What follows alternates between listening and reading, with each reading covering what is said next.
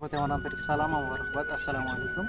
তো আমরা বর্তমানে আছি মেহেরপুর জেলার গাংনী উপজেলার কয় টাকা 16 টাকা। 16 টাকা ইউনিয়নের যোগীর গোফা গ্রামে।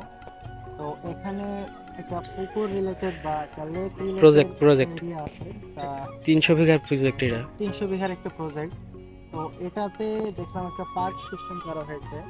এই বর্তমানে আমরা যে এরিয়াতে দাঁড়িয়ে আছি এখানে কোনো এটার নাম এন্ট্রি ফিস হচ্ছে নাই, এবং সামনে থেকে এখানে অনেকেই আছে। এখানে এন্ট্রি ফি দিয়ে প্রবেশ করতে হয়। যেহেতু আমরা অন্য এরিয়াতে যাব, রাস্তার মাঝে পড়ার কারণে শুধু আপনাদের দেখানোর জন্য ফুটেজটি নেওয়া।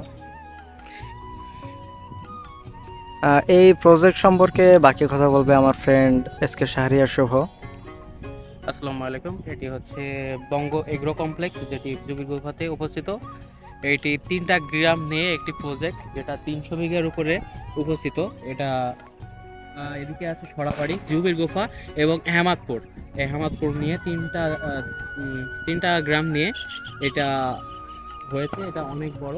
এখানে শুধু দেখে মনে হচ্ছে এটা অনেক ছোট, কিন্তু এটা অনেক ছোট নয়।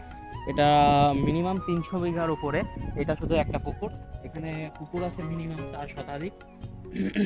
4 শতাধিক পুকুর।